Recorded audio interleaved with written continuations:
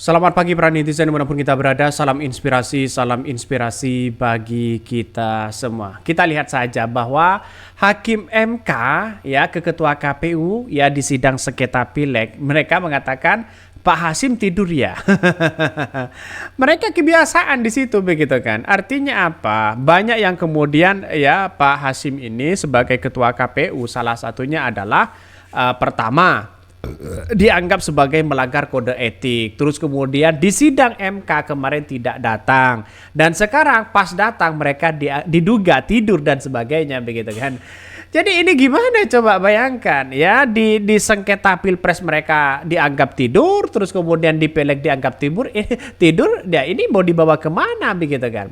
Artinya apa? Artinya secara tidak langsung ya seorang KPU begitu kan ya, kinerjanya kurang baik ya.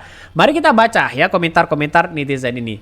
Lagi ya Hakim MK Ketua KPU di sidang sengketa Pileg ya, Hasyim Asyari tidur ya.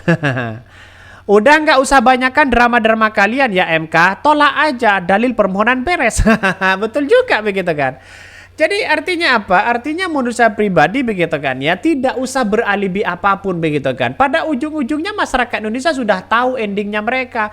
Percuma mereka dibawa sengketa ya kepada Mahkamah Konstitusi. Pada ujung-ujungnya mereka ditolak begitu kan. Jadi percuma, saya kira percuma. Kurang apa Pilpres begitu kan ya? Para ahli, para saksi sudah sudah didatangkan di situ begitu kan. Tapi ya hanya alibi sana sini begitu. Percuma para pileg datang ke situ begitu. P3 percuma datang ke situ begitu kan ya. Yang katanya yang kemudian tidak lolos ke parlemen, saya kira nanti tidak mungkin mereka lolos lagi begitu kan ya. Karena MK sudah tahu endingnya bagaimana. Ini karena udah tahu hasil bakal menang ya, mending molor ai. Harga diri yang dijual murah kata ya yang mulia. Nggak lagi mulia tak berharga di mata Ketua KPU. Mungkin ya Ketua KPU-nya sudah tahu. Wah ngapain Pak ya. Ngapain Pak ada sengketa seperti ini ya. Tapi pada ujung-ujungnya Pak ya ditolak. Mending tidur aja.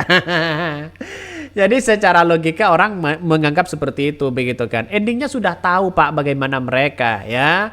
Jadi kalau menurut saya pribadi ya apa salahnya mereka sengketa ke MK begitu kan ya. Bahkan ini ada yang mengatakan semua hanya drama yang mereka mainkan. Semua hanya drama. Lihat saja. Tidur aja lah, kan udah tahu akhir putusan sidang seperti apa. Sambil tidur aja, memang sidang. Apalagi kalau sudah melek katanya begitu kan. Ya kayak sinetron-sinetron itu aja lah begitu kan ya. Kata netizen di situ begitu kan ya. Seolah-olah ya kita lihat saja bahwa MK itu apapun yang diputuskan oleh KPU, siapapun yang menang, maka MK akan terus mengikuti mereka begitu. Artinya secara kuantitatif tidak mungkin MK akan membatalkan apa yang dilakukan, apa yang dihasilkan oleh KPU tersebut secara kuantitatif mereka. Jadi buat apa mereka begitu? Saya sudah berulang-ulang kali begitu kan ya ketika Pilpres kemarin, mending kalau ya melakukan sengketa di Mahkamah Konstitusi, mending ya hak angket saja di situ. Kalau ingin mencari titik temu keadilan begitu kan ya. Tapi pada ujung-ujungnya sudahlah mereka ya. Akhirnya di sengketa Pilpres seolah-olah ya MK wah tak ahli ini ahli itu dan sebagainya. Tapi pada ujung-ujungnya MK menolak. Lihat saja begitu kan ya. Seperti ya kalau orangnya hakimnya seperti Saldi Isra mungkin bisa. Tapi kan di belakang mereka pasti tahulah di siapa mereka begitu kan. Jadi artinya apa? Artinya hal-hal seperti itu saya kira ya percuma dari tahun ke tahun begitu kan ya. Percuma mereka begitu. Mari kita baca Hakim MK ke Ketua KPU di sidang sengketa Pileg ya. Pak Hasyim tidur ya. Hakim Mahkamah Konstitusi MK Suhartoyo sempat menyoroti keberadaan Ketua KPU Hasyim Asyari dalam sidang perselisihan hasil pemilihan umum PHPU Pileg 2024. Suhartoyo bertanya apakah Hasyim tidur dalam persidangan tersebut. Mereka mengatakan bahwa ya pihak ya terkait dalam hal ini Partai Nasdem Husni Tamrin juga membantah gugatan itu. Dia ingin MK tetapkan suara untuk Gerindra 380.803 dan Nasdem 118.000. Bahkan Bawaslu yang diwakilkan oleh ya Muamarullah ya juga menyatakan tidak ada perubahan suara dan respon keberatan dari pihak pemohon. Pada momen inilah Soehartoyo menegur Ketua KPU Hasyim Asyari. Baik Pak Ketua, Pak Hasyim, Bapak tidur ya? Tanya Soehartoyo. Pak, kalau ada sisa suara itu sebenarnya mekanisme atau konvensinya seperti apa Pak? Yang mungkin sudah melebihi jatah kursi kemudian tidak tercover untuk kursi berikutnya dan sisa suaranya di kemanakah lanjutannya? Hasyim mengatakan di pemilu di 2004 tak ada yang istilah ya sisa suara. Dia menegaskan di pemilu kali ini KPU menggunakan metode scientific language ya dalam mengkonvensi suara menjadi kursi. Tidak ada lagi istilah sisa suara. Jadi misalkan begini di sebuah dapil itu ada 18 partai, kemudian simulasinya adalah faktor pembagian adalah menggunakan angka fix, yaitu adalah angka ganjil 1, 3, 5, 7, 9 dan seterusnya. Misalkan di tahap pertama parpol itu perolehan suaranya masing-masing dibagi angka 1, kemudian siapa yang dibagi angka 1 pasti akan hasilnya sama dengan suara itu.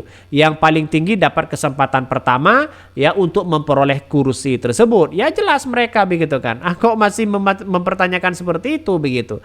Artinya apa yang mau kita sidangkan ya kalau sudah jelas seperti itu begitu, artinya ya hanya buang-buang tenaga dan waktu saja. Ya rupanya nampaknya ini masih belum pas begitu kan. Kalau mereka walaupun suaranya mereka sama-sama tinggi begitu kan dari yang lain, kalau mereka tidak dapat kursi ya mereka tidak bisa begitu kan.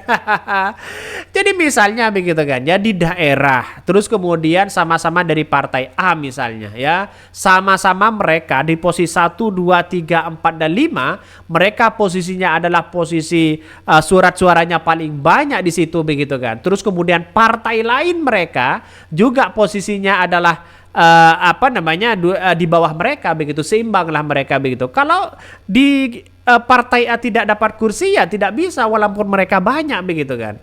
Artinya apa? Artinya saya kira ini yang menentukan itu adalah pembagian kursinya di situ begitu. Jadi artinya apa? Ya secara tidak langsung suara terbanyak mereka akan dapat. Mereka akan jadi di situ begitu kan ya. Tapi di daerah-daerah itu kalau kursinya tidak dapat bagaimana? Itu yang menjadi tantangan besar kepada DPR ya. Maka kalau suaranya banyak bisa dipastikan sih menang mereka ya. Pasti dipastikan menang mereka.